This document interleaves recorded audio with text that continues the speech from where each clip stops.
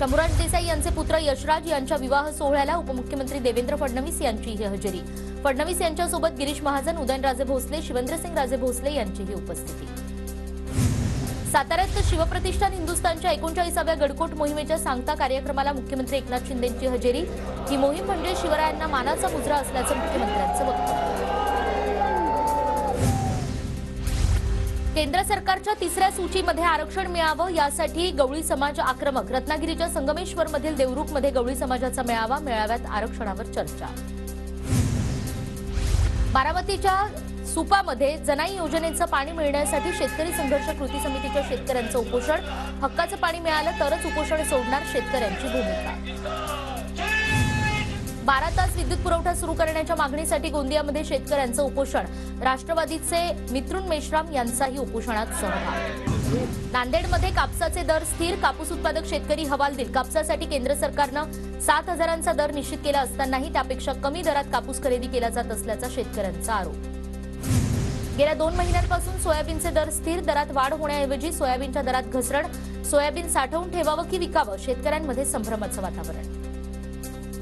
नांदेड कृषी उत्पन्न बाजार समितीमध्ये तुरीला प्रति क्विंटल मागे 9,000 ते 10,000चा दर। तुरीचे दर आणखी वधारण्याची शक्यता, तूर उत्पादक शेतकऱ्यांना दिलासा।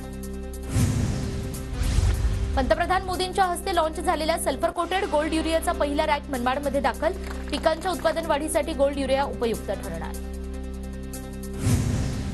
हमाल दरवाढीबाबत कोणताही तोडगा निघाला नसल्यानं परभणीमध्ये कापूस खरेदी बंद। शेतकऱ्यांनी बाजार समितीत कापूस विक्रीसाठी आणू नये, कृषी उत्पन्न बाजार समितीकडून शेतकऱ्यांना आवाहन। कांद्यावरील निर्यात बंदी विरोधात तीव्र रास्ता आणि रेल रोकोचा इशारा। महाराष्ट्र राज्य कांदा उत्पादक शेतकरी संघटनेचा सरकारला इशारा।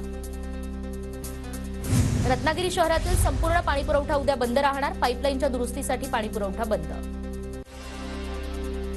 नागपूर जिल्ह्यातील धरणात पुरेसा पाणीसाठा, मात्र पाण्याचा काळजीपूर्वक वापर करण्याची गरज। जिल्ह्यात 66% पाणीसाठा शिल्लक।